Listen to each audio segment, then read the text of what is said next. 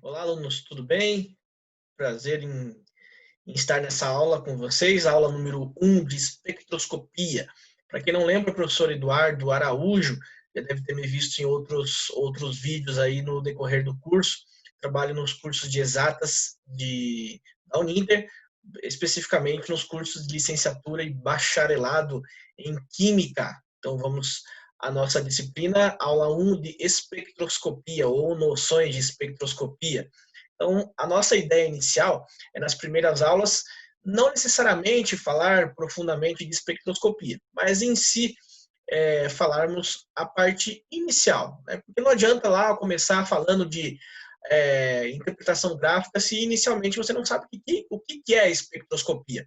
Então, particularmente, eu tive muita dificuldade na faculdade, né, quando eu tive essa disciplina, justamente devido ao professor ter logo de cara começado a colocar um monte de gráficos e tudo mais, e eu não sabia a parte inicial da espectroscopia. Né? Então, é bem importante você entender desde os primórdios, né, você vai perceber que nas primeiras aulas não falaremos muito profundamente sobre espectroscopia, mas daremos algumas direções, algum norte bem simplificado, que você pode pensar, puxa vida, mas essa aula está parecendo de química geral, né? Mas na verdade é a parte básica da espectroscopia em si, né? Que sem ela você vai ter dificuldade de entender a análise espectroscópica mesmo na relação de análises químicas. Então vamos comigo ao nosso material e vamos iniciar essa caminhada aí. Então vamos lá.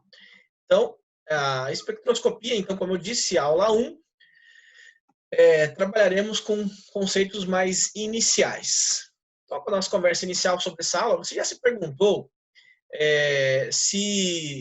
como é possível saber a forma das moléculas das substâncias se não é possível nem simplesmente visualizar os elementos? Por exemplo, o açúcar, C6H12O6, um dos tipos de açúcar, né? Água, H2O, é o sal de cozinha, NaCl. Então, como que eu sei que é isso? Como é que eu sei? Se eu não consigo visualizar os elementos? Tudo isso veio através de análises químicas, e uma delas é através da espectroscopia. Por exemplo, como eu posso saber que o álcool, né, tem a fórmula molecular C2H6O? Como é que eu sei que tem o OH? Como é que eu sei que tem carbono ligado com carbono com ligação simples? Se é impossível visualizar isso na prática, tá? Nenhum microscópio do mundo vai fazer com que você consiga visualizar o carbono com a simples carbono. É muito difícil isso. Então, nessa aula, em todas essas aulas, na verdade, estaremos nos baseando justamente para você ter a noção de como que isso foi feito. Existe sim uma técnica, e uma das técnicas é a espectroscopia. Né? Então, nós estaremos analisando justamente essas relações aí para você conseguir entender. Certo? Então, vamos continuar o nosso material. Então, vamos introduzir a espectroscopia. Então, o que é espectroscopia? Uns 5 segundos para você ler o material aí.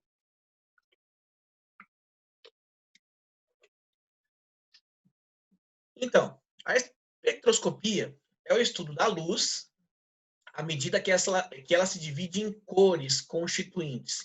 Mais tecnicamente, analisa a interação entre qualquer matéria e a sua radiação. Tá? Então, de uma forma geral, a espectroscopia é isso, é o estudo da luz. Tá? Então, nessas primeiras aulas, você vai perceber que começaremos a falar sobre o estudo da luz em si. Tá? Então, vamos lá. Então, utilizações da espectroscopia. Então, analisar um composto em química, né, para determinar quais os elementos diferentes compõem. Por exemplo, minha primeira pergunta, né, como é que eu sei que é C2H5OH ou C2H6O, o álcool? Então, uma das técnicas é justamente essa, né, analisar através da espectroscopia. Na astronomia, olha que legal, na astronomia, ela também é utilizada para obter percepções sobre a composição e velocidade dos corpos astronômicos, determinar a composição das estrelas. Então, como é que eu vou analisar a composição de uma estrela se é impossível, né, eu, nesse momento agora que estou aqui, chegar até essa estrela? Então, como que é feita essa análise? Essa estrela tem hidrogênio, essa estrela tem oxigênio, essa estrela, enfim, tem qualquer tipo de elemento. Simplesmente com a utilização espectroscópica. Ah, professor, mas como é que eu vou levar um aparelho lá na estrela para fazer essa análise? Não é necessário. né, porque através da luz que ela emite, né, da cor em si, né, da parte da luz, eu consigo analisar quais substâncias que possuem nessa estrela, simplesmente através do estudo da luz, né? E é isso nós trataremos aí também agora, daqui a pouquinho. Então vamos lá passar o nosso material novamente, então, para você entendendo bem. Então, em astronomia, para obter sobre a composição e velocidade dos corpos astronômicos, determinar a composição das estrelas. O que seria a espectroscopia astronômica? Né? Não sou, assim, sendo bem sincero, não sou exatamente assim um entendedor árduo assim da espectroscopia astronômica, mas como eu disse para você, de uma forma geral, a palavra espectroscopia remete-se à luz. Tá? Então vamos ler ali o texto comigo. Então a espectroscopia astronômica começou com as observações iniciais da luz do Sol, como eu disse, da luz, feitas por Isaac Newton, dispersada por um prisma. Ele viu um arco-íris de cor e pode ser visto as linhas de absorção. Tá? Então, o que foi visualizado por ele? Né? Deve ter visto aquela imagenzinha que um feixe branco de luz passa por um prisma e aí se divide nas cores do arco-íris. Aonde que é mais fácil você visualizar isso? Na formação do próprio arco-íris, né? Por que quando está sol e também está chovendo, acontece o fenômeno da formação do arco-íris? Porque a luz branca passa por o prisma, que na verdade seriam as gotículas de água, e aí faz a divisão da luz, que a luz branca na verdade é uma somatória das 7 cores do arco-íris. Existe um experimento, né, que é o disco de Newton, que você pode pesquisar, que existem algumas cores, tudo da forma assim cortada, né, esse disco, colocam-se as cores, e quando eu giro muito rápido, o meu cérebro não consegue diferenciar, e acaba misturando tudo, e aí você vê o disco de forma branca, com a cor branca. Quando eu paro esse giro muito rápido, eu volto a visualizar as cores. Então, uma pesquisa para você fazer aí, pesquise sobre o disco de Newton, e você vai ver justamente que a somatória dessas cores é a cor branca. Né? Então, quando eu faço o processo inverso, eu passo essa cor branca dentro de um prisma, no caso, os gotículos de água, eu faço a dispersão dessa luz. Né? Eu simplesmente separo essas luzes, né, que seria, na verdade, a somatória delas daria a cor branca. Então, é isso que você pode visualizar aí numa pesquisa, que é isso que está sendo descrito nesse texto. Então, essas bandas escuras que aparecem no espectro solar, quando você analisa uma foto solar do Sol, você vai perceber que está sendo emitido luz, né? Claro que você não pode olhar diretamente para o Sol, senão faz mal para os seus olhos, devido à radiação e tudo mais, né? Mas, enfim, quando você olha a foto, você vê como se fosse uma coroa ao redor do Sol. E essa coroa, geralmente, ela é um pouquinho mais escura. Então, justamente devido a essa banda escura que aparece no espectro solar, foram descritas pela primeira vez por Joseph John Fraunhofer. Difícil falar o nome dele, né? A maioria desses espectros estelares compartilha entre duas características do espectro solar. Então, a base da espectroscopia é simplesmente emissão e absorção de luz. Essa é a base da espectroscopia. E é justamente o que acontece aí, né? Emissões de todos os comprimentos de onda ao longo do espectro óptico, com muitas linhas de absorção discreta. Então, a base da espectroscopia é justamente essa, emissões e absorções, né, dessas luzes. Então, emite e absorve, emite e absorve. Mas aí você vai entender melhor quando eu falar daqui a pouquinho sobre a parte dos modelos atômicos, que tem tudo a ver com esse estudo. Tá? Então, vamos lá.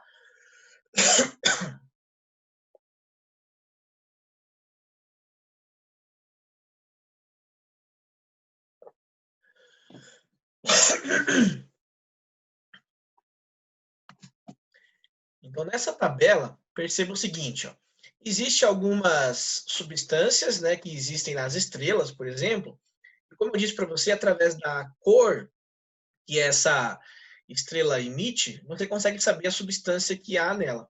Então, aí tem uma tabelinha que é referente ao comprimento de onda, né? Então, perceba isso, ó, que você tem aqui, ó, o comprimento de onda certo? O que é o comprimento de onda para você relembrar? Existe uma onda, né? Vou pegar uma onda qualquer aqui, ó. Então imagine que essa onda aqui, né, uma onda eletromagnética ou magnética, enfim, uma onda qualquer, né? O que seria um comprimento de onda? Então, nessa parte superior da onda, que eu vou deixar em destaque aqui para vocês, ó, é chamado de crista. Então, aqui você tem uma crista e uma outra crista. Então, a distância entre essas duas cristas é chamado de comprimento de onda, que nós representamos pela letra lambda. Outra forma de calcular o comprimento de onda é você ver a distância entre os dois vales. Então, aqui você tem um vale, e aí se eu continuasse com essa onda aqui, né, quando eu continuasse fazendo o desenho, aqui teria um outro vale. Então, da mesma forma, aqui você tem o comprimento de onda também, né, que seria a distância entre os dois vales. Então, o comprimento de onda nada mais é do que a distância entre os dois picos ou a distância entre os dois vales, que seria a parte mais abaixo. E aí, nessa tabela, você pode perceber justamente alguns comprimentos de onda, né? Então, o comprimento de onda é 759,37 nanômetros. Aí, a origem química aqui, ó, que estaria emitindo a cor, seria o vermelho escuro. E aí eu sei que no vermelho escuro, né, referente a esse comprimento de onda, seria o oxigênio atmosférico. Ou então, um comprimento de onda parecido, 686,72, que aí geraria um vermelho um pouco mais claro. E aí eu sei que seria o oxigênio também atmosférico. Ou então, 656,28 nanômetros, na mesma cor, é o hidrogênio alfa, é o hidrogênio que é o responsável pela produção de água, né? Então, eu sei que a coloração vermelha emitindo das estrelas gera um comprimento de onda nessa faixa, né, de 656 a 686, e eu sei que ali há a possibilidade, certeza nunca tenho, mas há a possibilidade de ter o oxigênio atmosférico e também o hidrogênio alfa, que é o hidrogênio responsável pela formação da água. E aí temos vários outros exemplos aqui, né? Não vou ficar citando todos. Ó. Então, por exemplo, aqui, ó, eu sei que é o hidrogênio beta, né, que é um tipo de hidrogênio também. Também hidrogênio dá para colocar como produção de água também. Então, aqui, no 486,13, que aí forma oceano. Né? Enfim, então veja que as cores que você tem aqui é um indício, né, justamente daquilo, né? Então, as cores são indícios daquilo que é a substância, né? Ou seja, a substância que possui aquela estrela. Então, se eu pegar, por exemplo, o azul, ó, eu sei que é uma molécula CH. Por exemplo, a formar aminoácido, né? Ou qualquer ligação CH, se eu tiver essa cor azul, eu sei que o comprimento de onda seria aproximadamente 431,42 nanômetros. Né? Então, eu sei que através desses comprimentos de onda, eu consigo imaginar a cor, né, com a cor visualizada, eu consigo imaginar a substância que está ali naquela estrela, sem precisar ir até a estrela. Bem legal isso, né? Bem interessante. Então, usando esse conceito, vamos ver aí, o conceito de espectroscopia. Então, o que seria a espectroscopia? É o estudo da absorção e emissão de luz e outras radiações por matéria, relacionadas à dependência desses processos no comprimento de onda da radiação, igual eu acabei de comentar com vocês. Mais recentemente, a definição foi expandida para incluir o estudo das interações entre partículas como elétrons, prótons ou íons, bem como a sua interação com outras partículas, como a função da sua energia de colisão. Ou seja, na verdade, eu estou falando aqui de análise química propriamente dita, né? Mas recentemente começaram a usar o conceito de espectroscopia para conseguir identificar a substância química e o tipo de ligação que compõe aquela estrutura. Porque se eu tiver carbono simples carbono, ela vai absorver e emitir radiação de um jeito. Se eu tiver carbono dupla carbono, ela vai absorver e emitir radiação de um outro jeito. Se eu tiver carbono triplo carbono, né, carbono fazendo uma ligação tripla com ele mesmo, outra forma de absorção e emissão. Então, com essas formas diferenciadas de absorção e emissão, eu consigo definir aonde que tem um carbono simples carbono, um carbono duplo carbono, ou um carbono triplo carbono. Ou se eu pegar um carbono com oxigênio, vai emitir e absorver de um jeito. Se eu pegar o carbono dupla oxigênio, vai emitir de um outro jeito, né? Então, eu consigo ir montando as substâncias orgânicas, né? Através dessas emissões e absorções, através de uma certa diferenciação entre elas.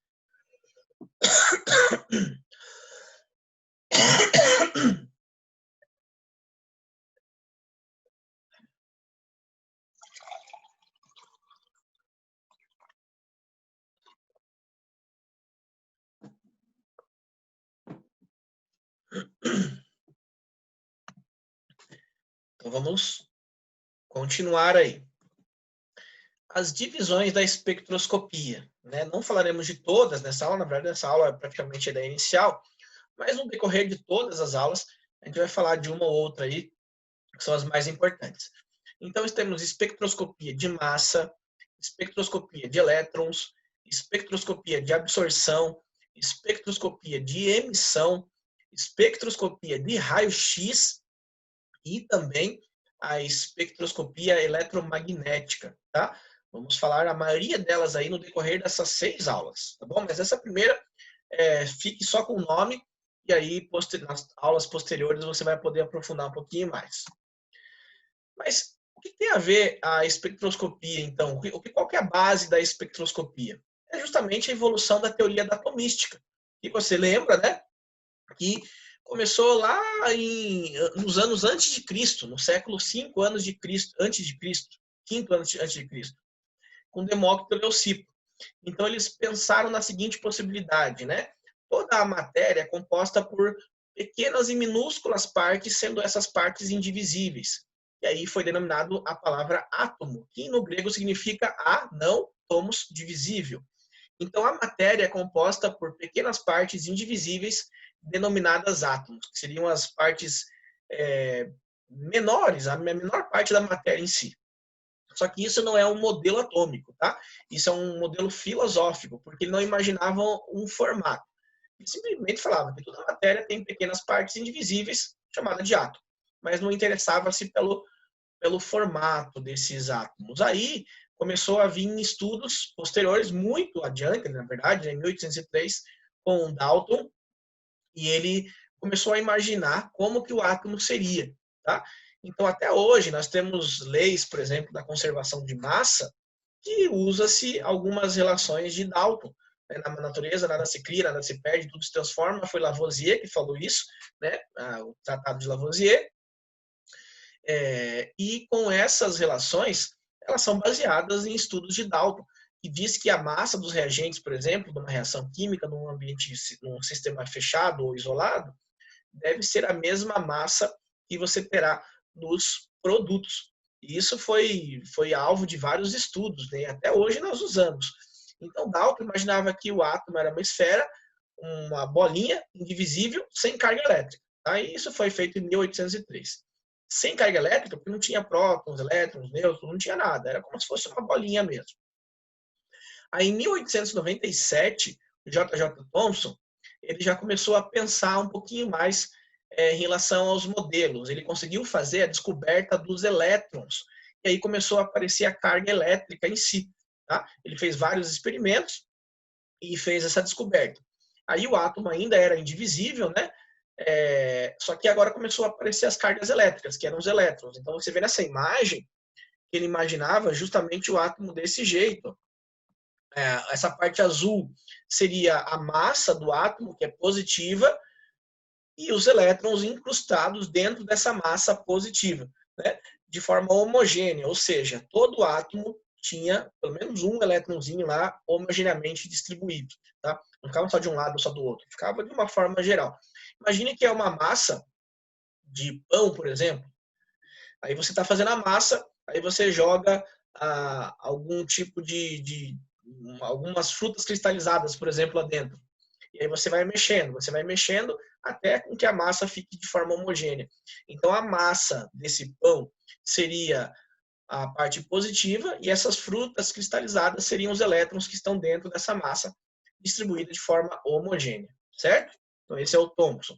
Aí posteriormente veio o Rutherford, aproximadamente ali em 1911, E aí ele já fez vários experimentos bem interessantes. Ele já achava que o átomo tinha grandes espaços vazios, né? Ele fez outros experimentos. Nosso objetivo agora não é ficar falando profundamente sobre cada um, né?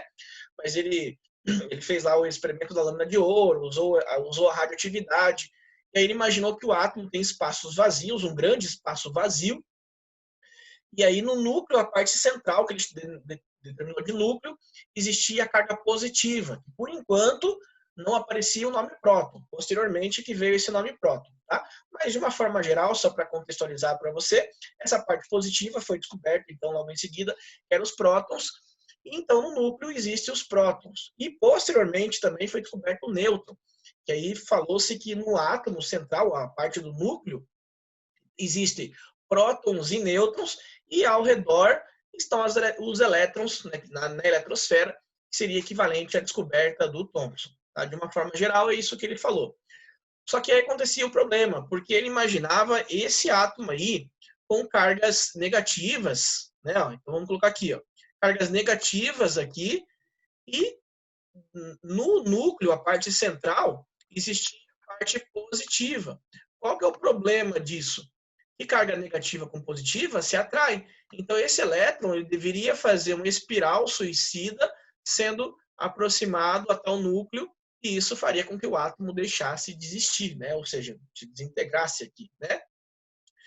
Só que não acontecia isso, e o Rutherford não sabia por quê.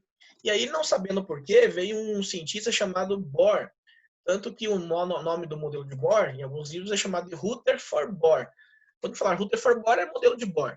Então, Bohr, ele imaginou o seguinte, ó, porque esse elétron não é atraído, porque existem vários níveis de energia, e aí justamente o nome do modelo dele é nível de energia. Então, aparece um nível de energia aqui, aparece um outro nível de energia, e esses níveis de energia têm energia definida. Cada nível corresponde a uma energia bem definida, que só aquele nível tem. Tá? Então, aqui ele denominou isso como se fossem letras do alfabeto. Né? Então, ele imaginou isso, ó, um nível, 2 níveis, 3 níveis, 4 níveis, e foi assim sucessivamente. E aí o nível primeiro aqui, ó, que é o K. Por que é o primeiro? Porque antes do nível K, existia um núcleo, vou chamar de N aqui, ó, que é as cargas positivas, que depois foi colocado como se fossem os prótons. E aí ele colocou em ordem alfabética, K, L, M, N, O, P, Q, R, S, T, assim por diante. Tá? Não é só 7, como muita gente pensa. Tá? É de 0 níveis, no caso de átomos sem elétrons, né? Até infinitos. Tá? O que indica a quantidade de níveis é justamente a quantidade de elementos que até então existe na tabela periódica. E nós temos 7 linhas na tabela periódica. Por isso que se usa os 7 primeiros níveis. Mas a partir do momento que eu tivesse um elemento que vai para a 8ª linha, eu vou ter o 8º nível. Se eu tiver um elemento que vai para a 9ª linha, eu vou ter o 9º nível. E assim por diante. Tá? Então, o que foi definido aqui para esse modelo, que é chamado de níveis de energia? Cada nível desse, ó, o K tem um nível de energia específico, o L tem outro nível de energia específico, e o nível de energia aumenta para a direita. Ou seja, o L ele é mais energético do que o K. Só que o M é mais energético do que o L. Então, K, L, M, N, assim sucessivamente. Tá? Então, se eu tivesse um elétron no nível L, nível L, ele tem mais energia do que um elétron que está no nível K. Tá? E isso depois, posteriormente, com Sommerfeld, que apareceu subníveis, deu-se a ideia da distribuição eletrônica, justamente em níveis de energia, 1s2, 2s2, 2p6. E isso tem tudo a ver com a parte da espectroscopia. Tá? Por quê? Porque se esse elétron aqui, lembra que eu falei que a espectroscopia é base é absorção e liberação? Se esse elétron ele absorve energia, então vamos colocar aqui, ó, ele absorveu energia. Vamos colocar E de energia. O que acontece com esse elétron? Ele vai para um nível mais energético. Então, por exemplo, ó, ele absorveu bastante energia. Ele pulou aqui para o N. Então, ele fez esse salto. Só que aí acontece o seguinte, esse elétron, o lugar dele de origem não é no nível N, é no L. Então, o que ele faz? Ele absorve essa energia Ele pula para o nível mais exterior, só que depois, para ele retornar, ele tem que fazer o quê? Liberar energia. Então, para ele retornar para o nível original dele, ele precisa fazer essa liberação de energia. Então, perceba o seguinte, ó, absorção, liberação de energia. E essa energia liberada, para que ele faça com que ele volte para o nível anterior, é na forma de luz. Então, isso aqui, ó, é na forma de luz. Aí é justamente esse o princípio da formação da luz. Cada nível correspondente, cada salto desse correspondente, vai gerar uma luz diferenciada. E cada luz diferenciada com um salto diferenciado correspondente é específico para um determinado elemento. Tá? E aí, esse determinado elemento eu consigo ver justamente pela cor da luz que é liberada aqui, que é justamente o princípio que eu acabei de falar para você, né, que era o modelo a base, né, da espectroscopia, que veio através dos modelos atômicos. Mas como que isso foi colocado na forma energética? Como que eu sei que cada nível desse existe uma energia específica? Justamente através de alguns estudos que foi um cientista chamado Planck que fez. Além do Planck, né, foi outro também, bem importante, que é o Albert Einstein. Então, através de estudos de Planck e Einstein, vou colocar aqui Einstein, vou abreviar aqui, tá, para a gente não perder muito tempo escrevendo, depois vai ter isso no nosso slide. Então, através dos estudos de Planck e Einstein, foi determinado a quantidade de energia que existe em cada nível desse, né? E aí, posteriormente, isso foi usado para explicar o modelo de Bohr, que foi Bohr se baseou justamente nesses níveis. Mas por que então que esse da camada L não é absorvido pelo núcleo que é positivo? Porque ao mesmo tempo que ele é atraído pelo núcleo, ele é repelido por esse nível mais interno. E então existe uma repulsão, uma atração, que os vetores vão se anular, e aí não vai ser atraído, ele vai ficar numa órbita estacionária. Mas você vai perguntar, professor, mas por que o primeiro nível ele não é absorvido também? E posteriormente, né, através da utilização da radioatividade, foi descoberto que no núcleo existem partículas que são chamadas de beta. E essa partícula beta é uma partícula negativa. Aí essa parte negativa faz a repulsão com os elétrons, tornando ele também mais estável, né? Ou seja, não vai ser atraído. Porque o núcleo tem várias coisas, tá? Não é só prótons, ele tem nêutrons também. Em substâncias radioativas ele tem esse beta, tem o alfa, tem várias coisas ali, né? E tudo isso está num aglomerado lá no núcleo. Tá? Então, tudo isso faz com que o primeiro nível energético não seja atraído pelo núcleo, e assim o segundo seria o primeiro e seria atraído, o terceiro seria o primeiro e seria atraído. Então, tudo é um conjunto de coisas que tem dentro do átomo. Tá? Aí depois veio o modelo de Sommerfeld. Então, vou aumentar aqui um pouquinho a tela para vocês. Ó. Então, aqui depois veio o modelo de Sommerfeld, que apareceu, então, justamente a ideia das órbitas elípticas, que não eram todas circulares, somente a primeira. Aí, as posteriores, a L, a M, assim por diante, aparecia de forma elíptica. E é interessante que apareceu a ideia da movimentação do elétron aqui. Então, o elétron, ele passa próximo ao núcleo, elíptica, né? Então, ora ele passa, o núcleo está aqui, né? Ó. Então, ora o elétron passa próximo ao núcleo. Então, imagine o elétron aqui, ó. Então, isso é chamado de perinúcleo ou periélio. Você deve ter ouvido falar desse nome lá na geografia, né? Passa próximo ao núcleo. Aqui a velocidade do elétron é maior. Lembra do periélio e do afélio da geografia. E aí existe um certo momento que ele está afastado. Afélio ou afenúcleo, afastado ao núcleo. Então, a velocidade aqui é menor do elétron. Aqui a velocidade é menor e aqui, que seria afastado ao núcleo, e aqui é próximo ao núcleo, a velocidade do elétron seria maior. Isso após o primeiro nível energético, o segundo, o terceiro, e assim sucessivamente. E aí depois veio a ideia do modelo atual, que é o de Broglie, Heisenberg e Schrödinger. Então, o que essas três aí falaram? Né? Eles falaram justamente essa definição. Ficou meio ruim meu desenho ali, né? Mas, enfim. O Broglie falou da qualidade do elétron. Só vou apagar aqui para você visualizar bem essas imagens aí. Deixa eu colocar novamente para sumir com essas minhas anotações. Então aqui, ó, o Bruglie falou o seguinte, ó, da dualidade do elétron. O que significa isso? Que o elétron ele tem comportamento ora de partícula, ou seja, tem massa, e ora ele se comporta como onda. Né? Então você pode usar ele tanto na parte de movimentação de partícula quanto da parte de ondulatória. Então o elétron ele se comporta dessas duas formas. O Heisenberg falou o princípio da incerteza, ou seja, é impossível determinar com certeza a velocidade e a posição do elétron ao mesmo tempo. Esse é o princípio da incerteza, certo? Por quê? Porque justamente ele tem esse comportamento dual. Então é difícil eu falar a posição e a velocidade ao mesmo tempo, né? Então esse é o princípio da incerteza. E o Schrödinger falou da região de maior probabilidade de encontrar um elétron. Aí apareceu a ideia de orbital. Então ele fez cálculos estatísticos e ele falou, ó, nessa região é a maior possibilidade, a maior probabilidade de se encontrar um elétron.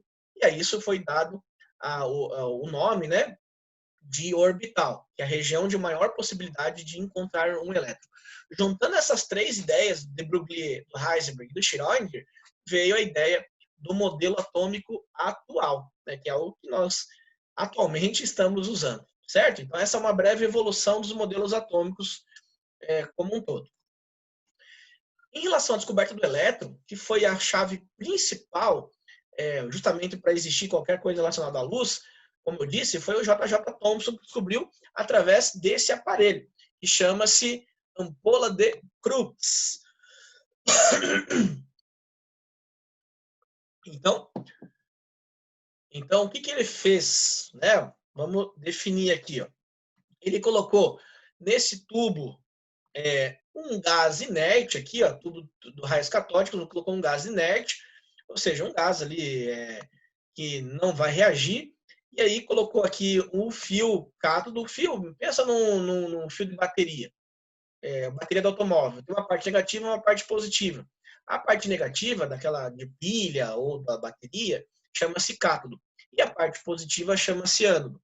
Então, nessa parte aqui, ele colocou o fiozinho do cátodo, e esse fio do cátodo começou a emitir um feixe de luz. E aí esse feixe de luz não, uma corrente elétrica.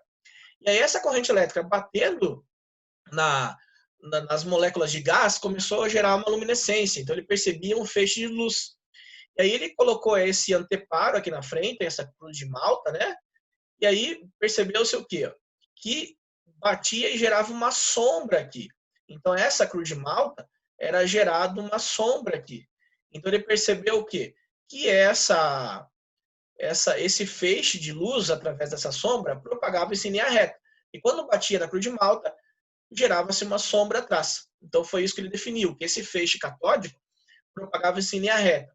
Outro experimento que ele fez, ele colocou nesse tubo, nessa ampola de Crookes, colocou algumas cargas fora. Então colocou cargas positivas, um campo magnético, né? Ela fez um campo magnético, carga positiva, e também colocou uma parte negativa. E aí ele percebeu o quê? Que quando esse feixe catódico passava por esse campo magnético, ele era atraído pela parte positiva. Ou seja, cargas opostas se atraem, então ele determinou que isso aqui, o feixe catódico, tem parte negativa. E outro experimento, ele colocou dentro aqui desse feixe dessa aparelhagem um moinho, um catavento. E aí, quando colocou o catavento aqui, ele percebeu que bateu e girou. Ele girou esse catavento. Então, para girar esse catavento, necessariamente esse feixe catódico tem que ter massa. Então, ele definiu três coisas. Esse feixe catódico propaga-se em linha reta. Esse feixe catódico, porque gerou a sombra, né? Esse feixe catódico tem carga negativa, porque foi atraído pela parte positiva. E esse feixe catódico tem massa, porque gerou o catavento dentro, né, dessa aparelhagem. E aí, posteriormente, foi determinado que esse feixe catódico nada mais é do que o elétron. Ou seja, o elétron tem massa, ou seja, ele é partícula, mas também, posteriormente, foi determinado como onda. Ele é partícula, ele se propaga em linha reta e ele, consequentemente, né, tem a massa que girou esse catavento. Né? Então, a descoberta do elétron foi baseada nesses experimentos aí do J.J. Thomson. Tranquilo? O modelo de Bohr, igual eu falei para vocês, né, não vou me estender muito. Aqui o elétron, essa bolinha azul aqui, ó, seria um elétron. Aqui essa parte central seria o núcleo, né, que compõe os prótons e nêutrons. Tá? Então aqui, por exemplo, a bolinha verde, ó, você pode falar que são os prótons e a bolinha cinza aqui são os nêutrons. Tá? Isso aqui seria o núcleo. E aqui seria o primeiro nível de energia, que é o mais próximo ao núcleo, que é o K. E aqui seria, por exemplo, o L. Né? Então aqui você tem o elétron. O que ele fez? Ele saltou para um nível mais externo. Para ele saltar para esse nível mais externo, ele tem que fazer uma absorção de energia. Né? Então veja aqui, ó, lower energy. Então esse nível aqui, que é o K, que ele está apontando para o K, tem menos energia. Aí o high energy, ou seja, uma quantidade maior de energia correspondente ao nível mais afastado. Então, para ele pular do K para o L, ele precisa absorver essa energia. Para ele voltar do L para o K, ele precisa liberar essa energia. E a esse salto nós damos de quantum leap, ou seja, salto quântico. Então, esse salto quântico é elétron absorvendo energia, vai para o nível mais exterior, libera essa energia, ele retorna ao nível mais interior. Tá? Então, liberação, absorção. Quando ele volta para o nível mais interior, é liberado na forma de fóton de luz, né? Photon of light, its electron, ou seja, fóton de luz. Então, ele vai, absorve calor na forma de calor mesmo, né? Por exemplo, fogo. Quando ele volta emitindo na forma de luz. E isso é a base da espectroscopia. Como que você faz a quantificação de energia? Que nem eu falei para vocês, né? O Albert Einstein e o Max Planck que fizeram a primeira relação dos estudos de energia. Então, a famosa relação de Planck, né? Equivalência da massa e energia. Então, a energia pode ser calculada por mc ao quadrado, onde o E seria energia, o M seria a massa e o C seria a velocidade no vácuo, 299.792.458 metros quadrados no vácuo. Muitos arredondam isso aqui para esse valor. Então, 3, 0, 0, 0 e só 0. E um monte de 0 aqui até o fim aqui, né? Ó. Se você contar isso, arredondar, em notação científica, ó, vamos colocar assim, 3,0. Vamos arredondar, 3,0. A vírgula estaria aqui, né? Ela tem que andar até aqui, ó. Então, ela andaria 1, 2, 3, 4, 5, 6, 7, 8. Então, isso aqui arredondado é 3,0 vezes 10 elevado à oitava potência. Ou seja, 3 vezes 10 elevado a vezes 10 elevado a 8 metros por segundo. Isso aqui de forma arredondada. Tá? Então, isso é a velocidade da luz que seria usada aqui justamente, né? Na fórmula do Albert Einstein, dependendo da massa também, tá? Isso eu calcularia a energia. Max Planck, ele fez a seguinte relação para a energia. Ele fez essa aqui, ó, que é o quantum de energia, que é o pacote de energia chamado aqui no Brasil, pacotinho de energia. Então, cada nível daquele tinha um pacote específico de energia, e foi justamente definido através dessa formulazinha. E depois vai ter uma variante, a gente vai ver mais à frente. Então, vai ser a constante de Planck, que tem esse valor, 6,62, 60, 70, 15 vezes 10 a menos 34 joules vezes segundo. Esse V meio tortinha seria a frequência da radiação, né? É justamente calculado isso daí, a frequência, ou emitido, nos mostrado através de equipamentos. Então, através da frequência e através da constante de Planck, consegue-se calcular a quantidade de energia, ou quantum de energia que tem cada nível daquele. Com isso, fazemos um teste bem legal, que é o teste da chama, né, com essa relação de energia. Então, que nem eu disse, ó, K, L, M, vamos usar o modelo de Bohr. Aí o elétron pula para o nível mais exterior. Na hora que ele volta para o nível mais interior, ele libera isso na forma de luz, como eu já disse. E aí, cada salto específico desse gera uma cor diferente. E essa cor, eu consigo saber a substância que tem lá da forma que eu falei para vocês lá da estrela, por exemplo. Então, se gerar esse vermelho, assim, meio parecido com rosa, eu sei que o que foi queimado ali é o lítio. Se for gerado uma chama amarela, eu sei que foi queimado é o sódio. Se for queimada essa coloração mais roxa, eu sei aqui que a substância é o potássio. Se for liberado laranja, eu sei que a cor é o cálcio. E assim sucessivamente, né? Se for liberado esse verde mais claro, eu sei que é o bário. Se for liberado esse verde aqui mais escuro, eu sei que é o cobre. Se for liberado esse azul, eu sei que é... Enfim, né? Então, cada substância gera uma cor específica. Então, a ideia disso é justamente de acordo com as teorias de Bohr, né, que veio através dos modelos atômicos, que aí você percebe que um dos testes, a espectroscopia, em chama, eu simplesmente taco fogo, vejo a cor, e com essa cor eu consigo determinar a frequência e tudo mais, mas eu consigo determinar a substância que eu tenho ali a ser analisada. Tá? Então, isso é uma das formas da espectroscopia, né? Espectroscopia com a utilização de chama. Tranquilo? Vamos continuar. Só que tudo isso tem a ver com a emissão de radiação. Então, não teria como não falar do decaimento radioativo. Então, o que é radiação primeiro? Então, a radiação é um núcleo instável e esse núcleo instável emite radiação com o objetivo de adquirir a estabilidade. Tá? Então, tenha em mente que radiação é isso. O átomo instável emite uma radiação com o objetivo de adquirir estabilidade. Só que esse átomo ele se transforma em outro. Só que a esse processo chamamos de decaimento radioativo. Então, o que é um decaimento radioativo? Reações que provocam modificações na estrutura nuclear.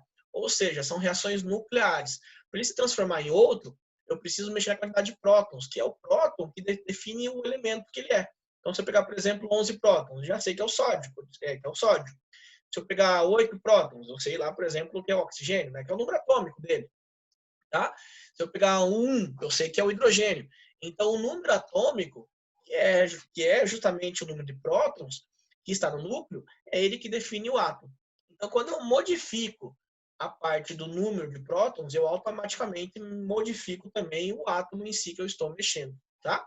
Então, átomos que se encontram instáveis a nível nuclear, na busca da estabilidade, acabam por emitir partículas que seriam alfa e betas, que são chamadas de partículas que estão no núcleo, que são emitidas, ou ondas eletromagnéticas, que são as partículas gama, assim conforme você está vendo aqui, ó, certo? Então, eu tenho um núcleo instável, ele emite radiação, que é as partículas alfa, beta e gama, que são as principais, tá?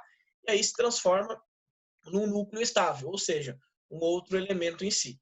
A esse processo denominamos de decaimento radioativo, ou seja, emissão, novamente, emissão de radiação. E tem tudo aqui que tudo isso tem a ver com modelos, que o Rutherford, ele usou justamente essa ideia. Então ele colocou aqui no centro aqui de uma caixa de chumbo o elemento radioativo, deixou uma saída, e aí essa emissão de radiação começou a ser vista, né, por experimento que ele pôde analisar. Começou a ser colocada aqui, ó, certo? Vou colocar uma cor mais escura para você visualizar bem. Então, essa radiação começou a literalmente sair por esse espaço. E aí foi colocada essa radiação em um campo magnético, assim como Thomson havia feito. Parte negativa e parte positiva. E aí foi percebido que essa radiação se dividiu em três. Uma parte foi atraída pela negativa, consequentemente é uma parte positiva, e aí isso foi denominada de alfa. Uma parte foi atraída pela positiva, consequentemente tem carga negativa. O que era negativo que já havia sido descoberto? Era o elétron, que nesse caso foi chamado de beta, que é semelhante ao elétron. E uma parte passou reto, não aconteceu nada, que não é nem positivo nem negativo, é neutra. Isso foi chamado de gama. Então, alfa, beta e gama sem carga. Tá? E aí, com essa ideia, o Rutherford ele fez uma segunda parte do experimento. Ele pegou uma substância que emite partículas alfa. Então, aqui está sendo em partículas alfa. Ou seja, nós acabamos de ver que é partícula positiva. Certo? E essa partícula alfa foi até uma lâmina de ouro. E aí percebeu-se o seguinte, que quase todas essas partículas passaram reto. Então, com isso, ele viu que o átomo tem espaço vazio, porque essa partícula passou reto, tem espaços vazios. Algumas delas desviaram. E aí, com esse desvio, ele determinou que alguma coisa estava no meio do caminho. Como era uma parte positiva, ele bateu em alguma coisa aqui que fez desviar, logo ele concluiu que é uma parte positiva também. Como é uma pequena parte do raio que desviou, foi a minoria que desviou, né, esse desenho não está mostrando bem a realidade, ele percebeu que uma pequena parte do átomo é positiva. E foi isso que ele determinou que era o núcleo. Tá? E aí ele definiu o átomo dele justamente assim, ó, um núcleo pequenininho, aí um grande espaço vazio, e lá fora os elétrons que o Thomson já havia provado e girando. Então essa parte aqui, ó, seria um vazio, aqui nessa parte pequenininha. Aqui seria o núcleo. Tá? Então se o raio de luz passasse aqui, ó, passaria reto, certo? Passou por aqui, passa reto. Agora, se o raio de luz se aproximasse, de radiação, né? Se aproximasse do núcleo, ele sofreria um desvio, porque ele tem as mesmas cargas. Se batesse bem no meio, ela voltaria. Ele percebeu isso, que bateu bem no meio do núcleo, alguns feixes foram percebidos nessa placa aqui que foi justamente onde batia a luz que ele percebia isso, tá? Beleza? Então foi assim que ele imaginou o modelo dele. E aí veio um modelo do sistema planetário, né? Aqui você tem os prótons e nêutrons, que posteriormente foi dado esse nome, aí os elétrons girando aqui, ó, que foi denominado dessa região de eletrosfera, que é a região onde se encontram os elétrons girando. Tá? Então esse é o modelo de Rutherford, que foi baseado, né, justamente nas ideias de radiação.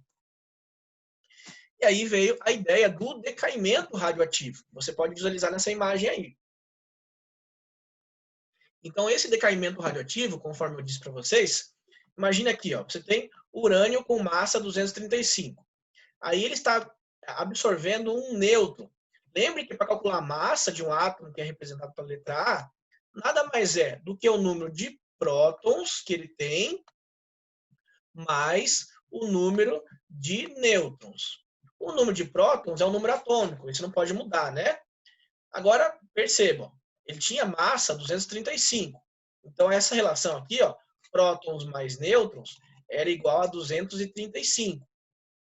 E aí aconteceu o quê? Ele recebeu mais um nêutron. Ou seja, esse N aqui, ó, aumentou mais um. Então, consequentemente, a massa foi para 236. E isso desestabilizou o átomo. Então, esse átomo sofreu uma quebra, uma cisão, transformando-se no elemento bário 144, que é só um exemplo, tá, pessoal? E se transformando também no elemento criptônio de 89. E aí liberando ainda mais 3 nêutrons, que bateria em outros átomos e assim sucessivamente, formando uma reação que chamamos de reação em cadeia. Tá? Então, o que aconteceu aqui? Ó? Houve um decaimento. Decaimento, você pensa na ideia de diminuição, certo? Diminuiu. O que acontece para diminuir? Aí você tem que ver as leis da radiação, que nós veremos aí nos próximos slides. Então, essa aqui acontece as leis de decaimento, são chamadas leis de desintegração alfa e beta. Então, existe uma lei que diz assim, ó, cada partícula alfa que for emitida, a massa diminui em 4 unidades e o número atômico diminui em 2 unidades. Essa é a primeira lei da radiação. A segunda lei, que é a lei de decaimento beta, a cada uma partícula beta que for emitida, a massa não se altera, enfim, a beta nunca altera a massa. Só que o número atômico, a cada uma beta, aumenta em 1 unidade. Então, juntando isso, olha o que aconteceu aqui. Ó. Vamos pegar os dados que nós acabamos de ver no slide. Urânio com massa 236, aí eu fui lá na tabela periódica e peguei também o número atômico para você visualizar mais facilmente. 92. Ele se transformou naquele elemento que eu acabei de falar para você ali, ó, no slide anterior. No bário, com massa 144 e o número atômico 56. Aí ele emitiu partículas alfa, que está aqui, ó, e partículas beta. Lembra que o beta eu falei para você que era igual a um elétron? O elétron, ele tem a massa aproximada de zero. Então, aqui em cima eu coloquei zero. E qual que é a carga do elétron? É negativa. Então, aqui embaixo eu coloquei a carga. E o alfa? Ele se parece com quem? O alfa, ele é semelhante ao elemento hélio da tabela periódica. E o hélio tem massa 4, que eu coloco geralmente em cima, ó, coloquei aqui, ó, 4, e número atômico 2. Então, pode ver que eu coloquei 2 aqui embaixo, que é justamente a carga do alfa, que é semelhante ao hélio. Então, esses valores tenham em mente, tá? Agora, eu coloquei um X aqui na frente. O que é esse X? Quantos alfa que foram emitidos para fazer essa relação do urânio se transformar no bário. E coloquei um Y aqui, que é a quantidade de betas. Aí como é que eu posso saber a quantidade de alfa e betas que foi nesse decaimento? Eu faço a continha com os números de cima, ó. 236 tem que ser igual a 144 mais x vezes 4, mais y vezes 0. Usei os valores de cima primeiro. E aí, com isso, eu achei que o x é igual a 23. Ou seja, esse x é 23. Então, eu sei que foram emitidos 23 partículas alfa nesse decaimento. Lembrando que cada uma alfa, a massa diminui em 4 unidades. E 2 em relação ao número atômico. E a beta? Como é que eu faço isso? Depois que eu achei o alfa, agora eu uso os valores de baixo. E aí eu uso o decaimento beta. Então, eu uso os valores de baixo, 92 é igual a 56, que é o número atômico, né? Mais x vezes 2. Só que o x é 23, né? Então, eu vou substituir, ó, 2 vezes 23, que é o x. Vezes o mais y vezes menos 1, que dá menos y. Então, eu vou fazer nas continhas, né? 92 menos 56 menos 23, vai acabar dando aqui o y igual a 10. Então, eu sei que nesse decaimento foram emitidos 23 partículas alfa e somente 10 partículas betas para transformar o urânio nesse bário. Ou seja, utilizei a lei de decaimento. Certo? Vamos continuar. Então, agora ficou fácil você entender o conceito de radioatividade. Então, radioatividade,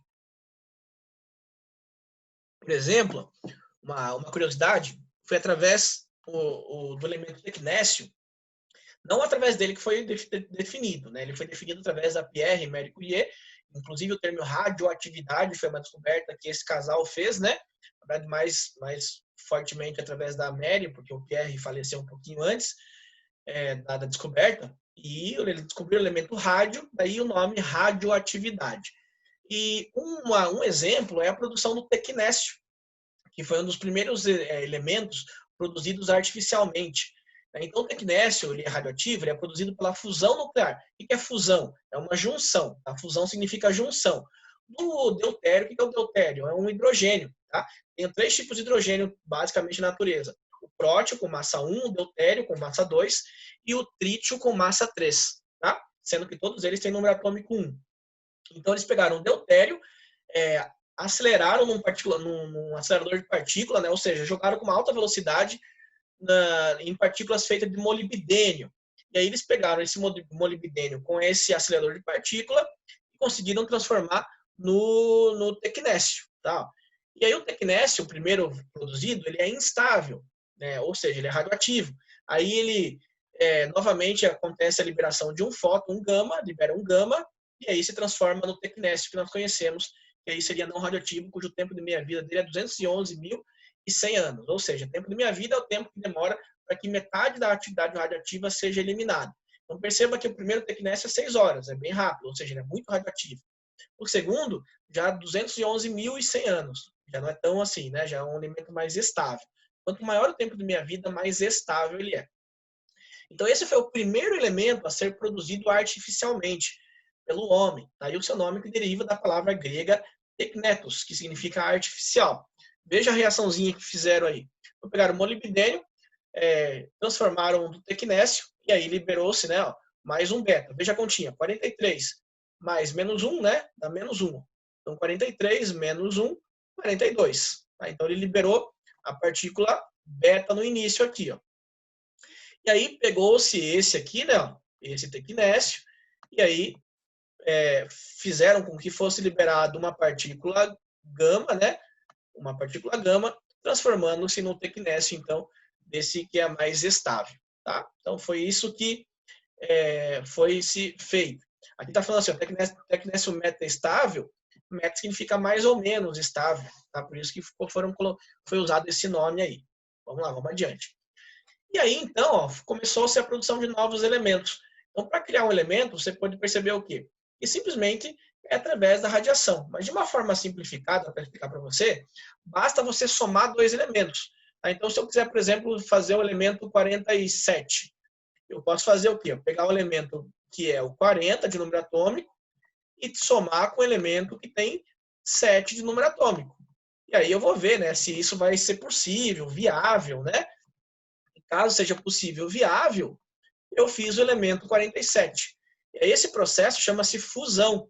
Tá? Então eu pego um elemento com um certo número de prótons, um outro elemento com outro certo número de prótons e faço a junção dele. Ou seja, desses, né? Ou seja, eu faço a fusão nuclear. Que nada mais é do que a junção. E aí com essa fusão eu consigo fazer a produção do elemento novo. Tá? Então é bem simples. Pega dois que existem, junta. Claro que não é tão simples assim, né? Só no formato de falar. Junta através de aceleradores de partícula, que na verdade é fazer com que eles se choquem com uma velocidade muito, muito, muito elevada, de tão rápido que eles se chocam, eles acabam se fundindo. E aí você faça com que um elemento novo seja produzido. Né? De uma forma bem simplificada, é assim que eles fazem a produção desses novos elementos. Beleza? Isso que está sendo descrito aí nesse slide. E aí acontece o seguinte, ó, em 2015, só para você ter um contexto histórico, a imprensa, no dia 30 de dezembro de 2015, a União Internacional de Química Pura e Aplicada, a UPAC, e a União Internacional de Física Pura e Aplicada, a UPAP, reconheceram oficialmente a existência de 4 elementos químicos descobertos nos últimos anos, sendo produzidos em laboratório. São os elementos de número 113, 115, 117 e 118. Todos eles através de uniões, né, de núcleos aí. Então, o que faz o elemento ser radioativo? Essas bolinhas em vermelha são os prótons. E aí uma grande quantidade de próton junto, né, uma grande quantidade de carga positiva junto, acaba se repelindo. Então, vejam, esse próton está repelindo esse aqui. Por quê? Porque ele tem cargas iguais, né? Cargas iguais se repelem. E aí há uma grande repulsão quando tem uma grande quantidade de próton, e isso faz com que eles sejam instáveis. E essa instabilidade faz com que eles sejam radioativos. Então, uma grande quantidade de prótons, geralmente a tendência desse elemento é ser radioativo. E aonde que você encontra isso na tabela periódica? Justamente lá embaixo da tabela periódica. Então perceba aqui, ó, que aqui está aparecendo, né, no Rutherford, no Seaborg, no Berger, enfim, nesses últimos elementos, aqui essa tabela inclusive já não está atualizada, né, que nós estamos até no elemento aqui 118, mas perceba que esses últimos elementos, com uma maior quantidade de prótons, né, 109, 108, 107, que é justamente o número atômico, eles são os elementos radioativos. E geralmente, que é esse símbolo que você encontra aqui para determinar a radioatividade, tá? Então, não é que só aconteça isso com elementos com alto número de prótons, mas principalmente com eles. Tá? Então, se você olhar nessa tabela, perceba que todos os elementos que estão com esse símbolo estão mais para baixo da tabela periódica. Tá? E quase todos aqui, na grande maioria deles, são elementos artificiais. Tá? Ou seja, foram produzidos através de aceleradores de partícula. Então, vamos continuar ali. Então, todos os núcleos de 1 a 20, eles são estáveis, não radioativos, quando possuem o mesmo número de prótons e nêutrons. Quando possuem o mesmo número de prótons e nêutrons. Ou seja, a proporção é 1 para 1. Tá? Ó, bem importante isso. Então, se tiver o número de prótons igual ao número de nêutrons e for até o número atômico 20, eles não são radioativos. Com o aumento do número de prótons, aumenta a repulsão, igual eu falei para vocês. E a relação da quantidade de nêutrons e da quantidade de prótons no núcleo de um átomo pode ser utilizada como critério para se saber se determinado isótopo é estável ou não, né? Se ele é radioativo, ou seja, ele é instável. Bem importante isso daí, tá?